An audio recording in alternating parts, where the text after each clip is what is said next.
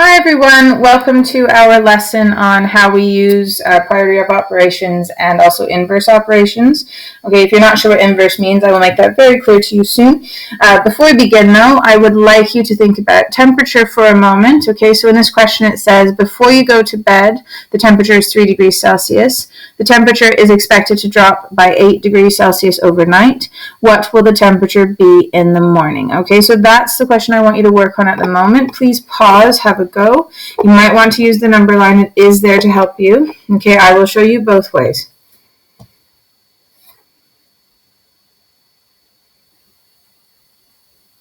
Okay, lovely, thank you.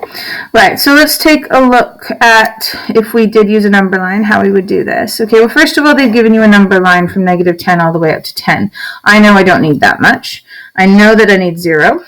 Okay, we can be tidy. You can use your ruler to help you. I like to use half centimeters, okay? It's just a little bit tidier.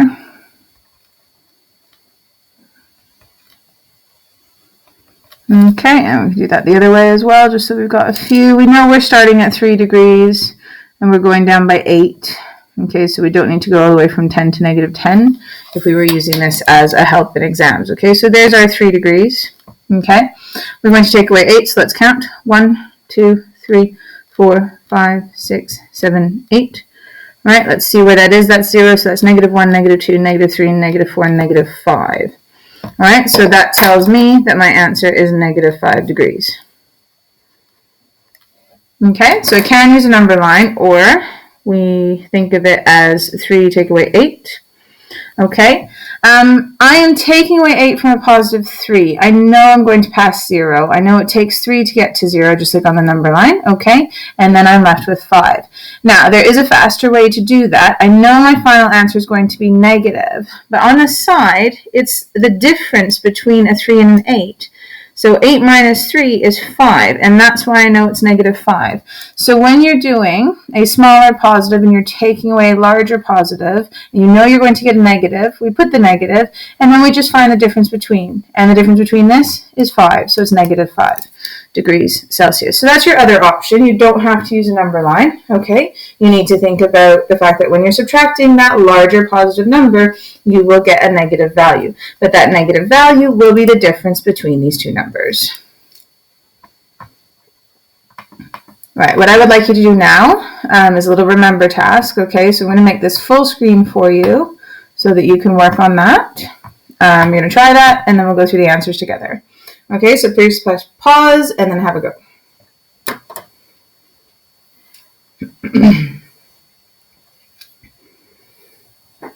Okay, well done. Let's take a look.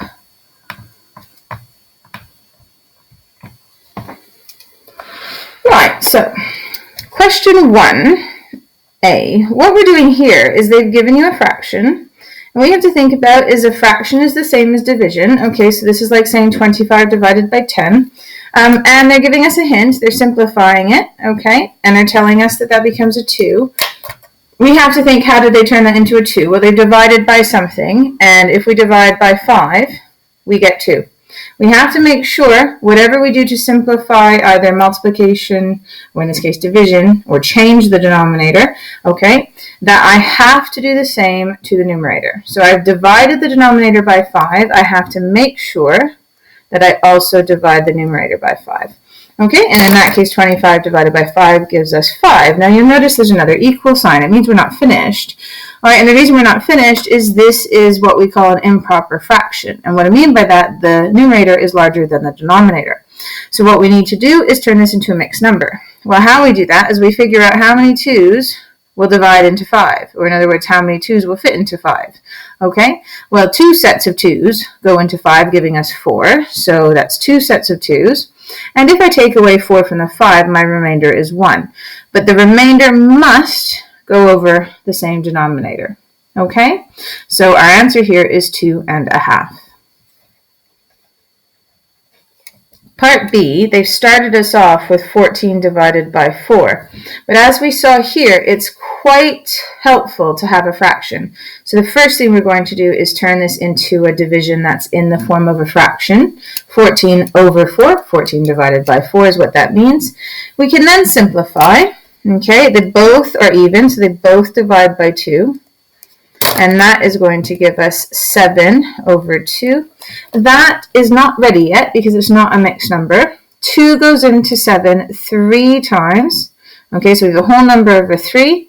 And the remainder is 1, so 3.5. Okay, why? Because 3 times 2 gives us 6, and 7 minus 6 gives us the 1. Part C.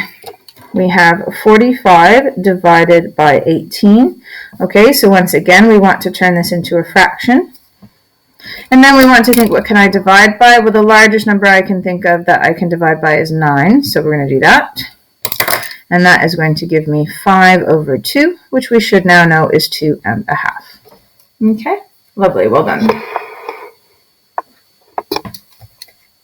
Question 2. Says, write the missing number facts. The first one has been started for you. Okay, so for part A, they've said 3 times negative 5 is equal to negative 15. And so that must mean that negative 15 divided by 3 is equal to negative 5. And it also means that negative 15 divided by negative 5 is equal to something. Well, these relationships, these multiplicative relationships are very important, okay? They're number families, and what that means is they relate together. So 3 times negative 5 is negative 15. So if I work in the inverse and I take the negative 15 and divide by the 3, I get negative 5, and that's what they've stated here. So if I take the negative 15 and I divide by the negative 5, I should get the 3, which would be our answer. Part B, we have negative 8 times 4 is equal to negative 32. And so that must mean also that negative 32 divided by negative 8 is going to equal the 4. And that negative 32 divided by 4 will equal negative 8. So hopefully you're starting to see that they all relate together. Okay? Right, and part C, we have negative 7 times negative 6 is equal to 42. That must mean that 42 divided by the negative 7 will be equal to the negative 6, and that 42 divided by the negative 6 will be equal to the negative 7. So you use that relationship that they gave you to work out your missing values, okay? These are inverse relationships. Division is the opposite of multiplication, okay? Right. And for question 3,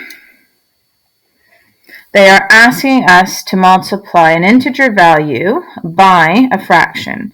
So if we did 2 times 1/8, what we have to think about here is, what am I actually doing? Well, I'm multiplying 1/8 by 2.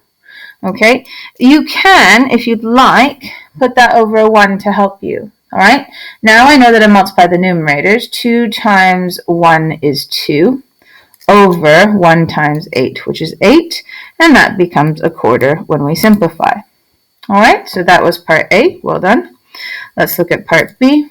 We have 2 times 3 over 12. Okay, remember, it's technically 2 over 1. 2 times 3 is 6 over 1 times 12, which is 12, which gives me 1/2 when I simplify. Okay, well done. And our very last one there, part C, we have 3 times 2/5. Okay, so 3 times 2 is equal to 6, and 1 times 5 is 5. 5 goes into 6 once with a remainder of 1 over 5. Okay, so 1 1/5. Well done.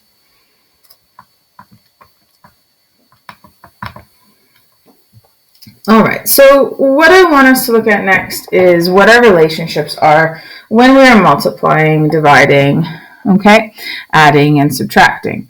We've talked about adding and subtracting a little bit now in the starter and also in terms of temperature. What we want to look at now is the relationship between multiplying and dividing when we've got positive numbers and negative numbers. Okay, so we're actually going to write these out, and I would like them to go in your notes, okay? So if we're looking at multiplication, Positive times positive will be positive. Okay? Positive times a negative will be negative. Negative times a positive will be negative. And finally, negative times a negative will be positive. Now, what you might notice is that the 2 that multiplied to give me positive had the same sign. So negative times negative, they were the same. Positive times positive, they were the same. So that's one way you can remember. If they're the same sign, they're both positive, we multiply them, we get a positive. If they're both negative and we multiply them, we get a positive as well. Okay? These two, on the other hand, had different signs. One was positive and one was negative in both cases, and that, when we multiplied them, gave us a negative number. Okay? So that's when we're dealing with multiplication. Those are our relationships. If we're dealing with division, they're actually the same relationships. Okay? So positive divided by positive gives us positive. Positive divided by negative gives us a negative. Negative divided by a positive gives us a negative. And finally, negative divided by another negative will give us a positive. So we have this same situation. If we started off with two numbers with the same sign, both positive, we divide them, we still get positive. If they're both negative, we still get positive. Okay?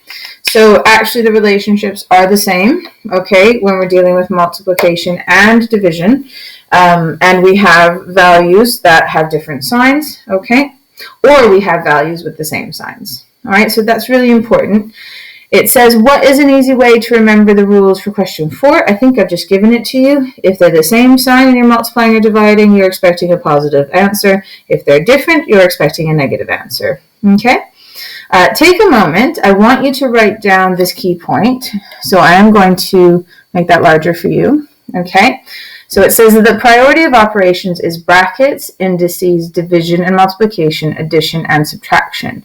If you didn't know what indices were, they're powers, okay? So powers are the small numbers that are superscripted above the whole number, okay? That's below. I will show that to you in a moment. What I need you to do is write down the key point. Notice that division and multiplication are written with an and. That's because sometimes they're interchangeable. I might multiply before I divide in certain cases. Same with addition and subtraction. I might subtract before I add in certain cases. So that's why they're written with an and, because actually sometimes they happen in that order and sometimes they happen in the opposite order. Okay, so please write that down and then we'll continue with the lesson.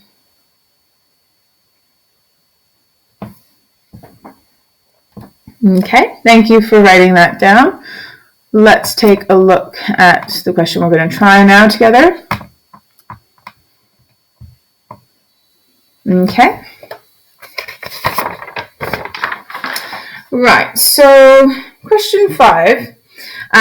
We now have an indice or index. So I'm going to show you what that looks like now. Okay.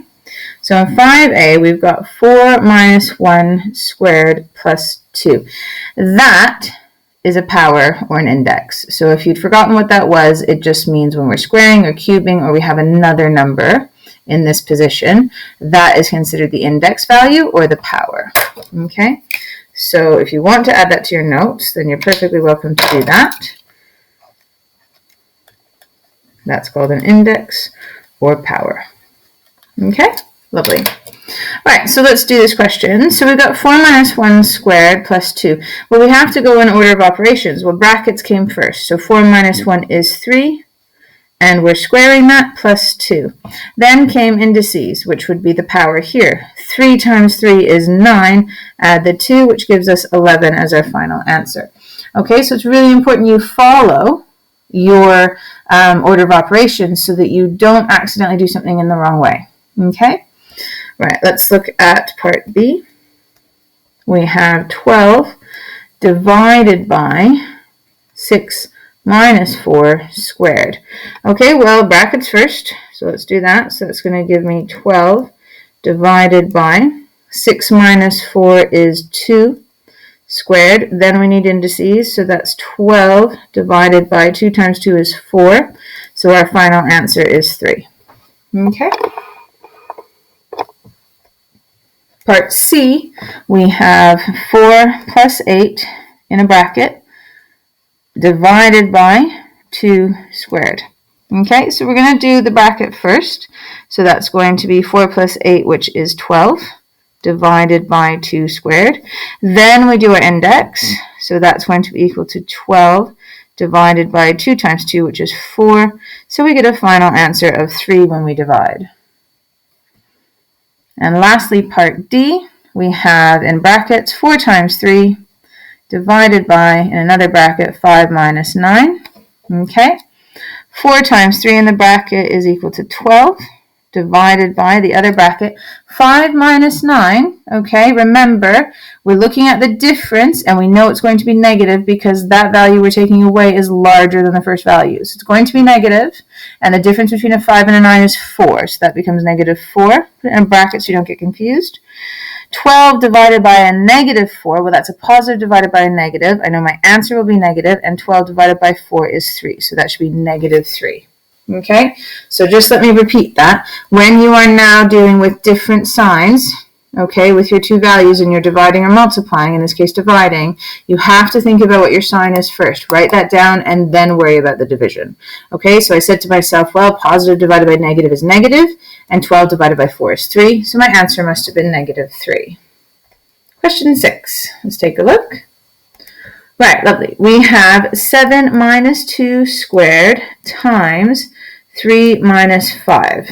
Okay, so 7 minus 2 in the bracket is 5 squared times 3 minus 5 is negative 2. 5 squared is 25 times the negative 2. Keep it in a bracket just so that you don't have the signs together. And a positive times a negative gives me negative, and 25 times 2 is 50. So your answer should be negative 50. Part B, we have 2 minus 5 divided by 7 minus 8 to the power of 3. Okay, so 2 minus 5 is negative 3. Divided by 7 minus 8 is negative 1 cubed. Right, cubed means we multiply by itself 3 times. So that would be negative 1 times negative 1 times negative 1. Well, negative 1 times negative 1 is a positive 1. But then if I times that by a negative 1 again, that gives me negative 1. So all of that becomes negative 1. So we have negative 3 divided by negative 1, which is equal to, negative 3 divided by negative 1. Negative divided by a negative is positive, so that's going to be 3.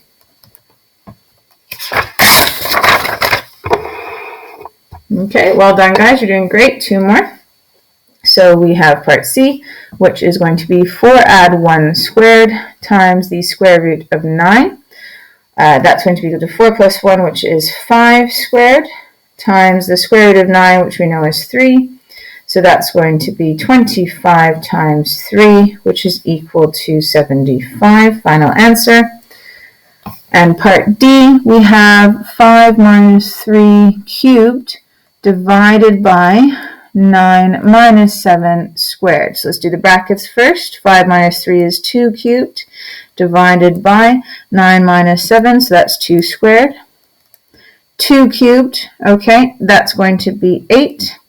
2 times 2 times 2 is 8, divided by 2 times 2, which is 4, and so we get 2.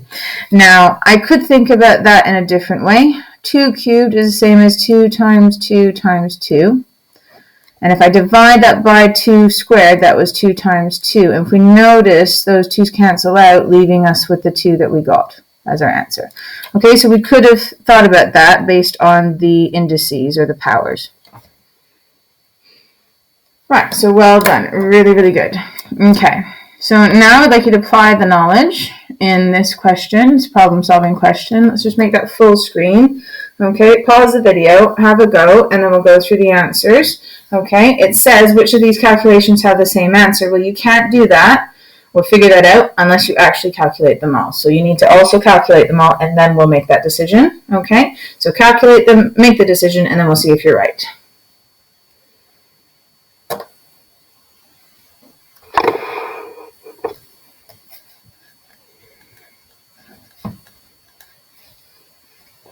Okay, well done.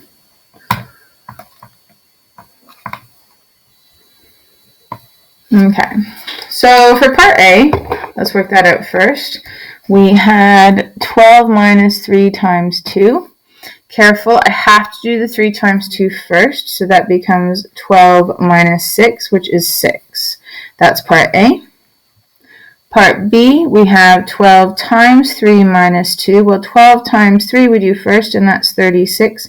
Take away the 2, which is 34. They're not the same as each other.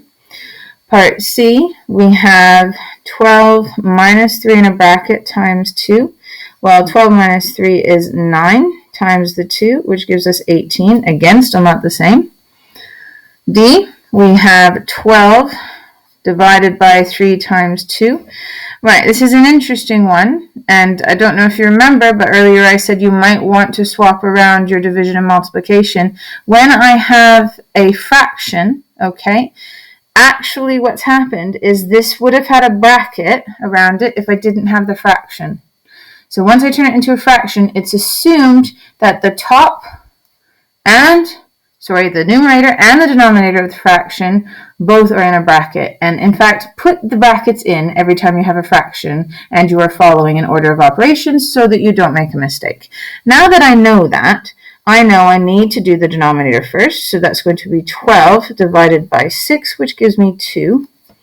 Okay, and part E, we have 12 divided by 3, plus a 2. Well, 12 divided by 3 is equal to 4, and 4 plus 2 is equal to 6. Okay, so actually, the two that were the same were E, which was 6, and A, which was 6. All right, so you do have to be careful. You have to work them out one at a time, and then you can make your decision about which two were the same.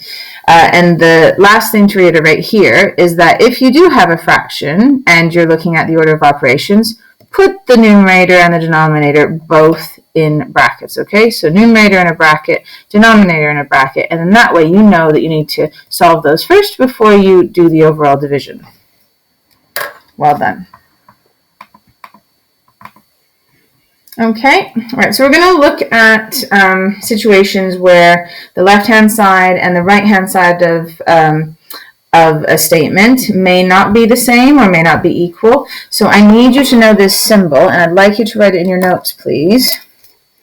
This symbol here means not equal to.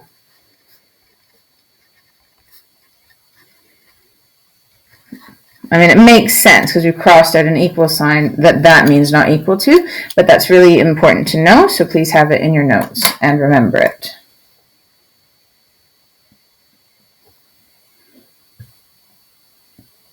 Okay, thanks for doing that. Now we can actually apply the use of this, okay? So if we look at 8a, it's asking us whether this is equal or not equal.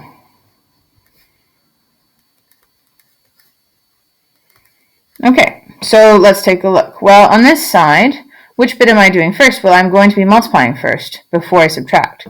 So that's going to be 8 minus 8, which is 0. Okay? And on this side, I have to do what's in the bracket first. So 8 minus 4 is 4 times the 2, which is 8. Well, 0 is not equal to 8. So for this question, we would have to say not equal. Okay? Part B, we have 5 add 2 times 4. And then we have to decide if it's the same as 5 times 4 plus 2 times 4. Okay, let's take a look. Well, brackets first. 5 add 2 is 7 times 4, which is 28. And 5 times 4 is 20. Add the 2 times 4, which is 8, which is also 28. So for this question, we can say that that's equal.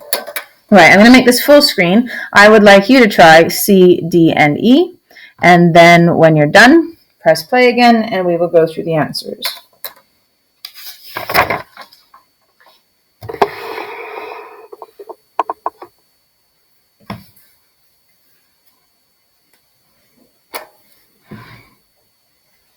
Okay, well done. Let's take a look together at part C through E. Okay, there we go. Right, so part C, we had 3 add 4 squared, and we were seeing if it's equal to 3 squared add 4 squared. Well, here we do the bracket first, so that's 7 squared, and 7 times 7 is 49. Here we do them separately. 3 squared is 9, 4 squared is 16, and that gives us 25. The two are not the same, so we say they cannot equal each other. Part D, we have 24 over 4 add 8. Okay, and then we have 24 over 4 plus 24 over 8. Okay. Well, let's just take a look. So we have to do the denominator first because remember we said that both were in brackets, okay, the numerator and the denominator. So that equals 24 over 4 add 8, which is 12.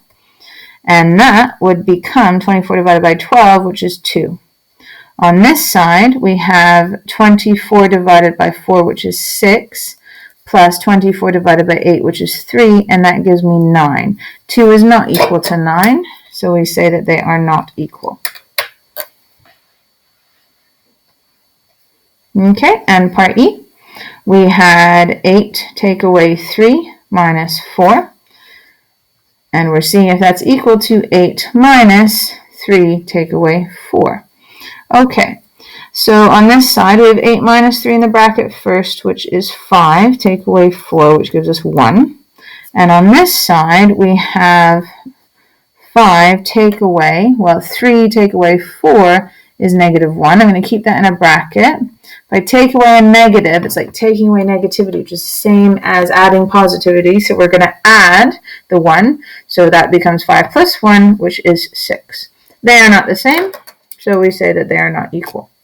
Okay? All right, so we can see actually that the order of operations is really crucial because when I start to change things around, I get very different responses. Even though the numbers are the same, because I'm working with them differently, I will get a different response or answer. Okay, so that's why we needed to focus on order of operations so much. Right, so let's take a look at this example together. We have 4 times 5. Divided by 2 times 30. Okay, now I could do this just linearly, like this across the page. It is much easier to set up a fraction. Okay, so this is the same as saying 4 times 5 divided by 2 times 30. Now remember, technically, there are brackets there. Okay, so we can put them in. We can then say that 4 times 5 is 20. And that 2 times 30 is 60. We can then simplify by dividing by 10, okay? And then we can also divide by 2, which will give us 1/3, okay? And that's the simplest fraction that we can have. So what you need to remember is if you have 2 sets of brackets with a division sign, you can turn that into a fraction and divide that way. Much easier to work with and gives us our final answer in an understandable form. Okay, so keeping that in mind, you're going to press pause now and you're going to try these questions. Okay, and press play when you're ready to go through them. Please pay attention to your strategy hint for question 9D.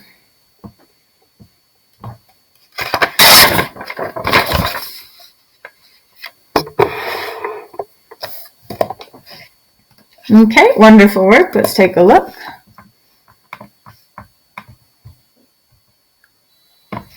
Okay, there we go. Right, question 9A, we have 3 times 8 divided by 6 is equal to 3 over 6 times 8. So what they've done is they said you can split this up, okay, and technically 6 times 1, okay, exists, which means that this is technically over 1, all right? So you can think about it as being over 1, and you can pull out a value, make it a whole number. That's okay, because if I was to then multiply that again, I would still have 3 times 8, and 6 times 1 is 6, okay? And that's why they've done it. So even though this wasn't in the original, you can think about it as being multiplied by 1 to help you with this process. Okay, so we've got 3 over 6 times 8. All right, now let's have a think. What is 3 over 6? Well, 3 over 6 is a half times 8. Well, what's a half of 8? A half of 8 is 4. Okay, and so we then get to our final answer. So sometimes it's a good idea to pull out a number when you can. When you've got two numbers multiplied together in your numerator, you are allowed to do that. So let's look at part B. We have 30 times 20 divided by 40. Okay, so what we're saying here is we can again find a half quite easily. Okay, so that's going to be the same as 30 times 20 over 40.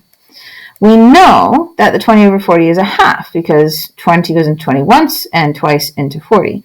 So that's 30 times 1/2, okay, which is 15. Half of 30 is 15. So by doing that, you actually make your life a little bit easier, okay, especially since these would be non-calculator questions.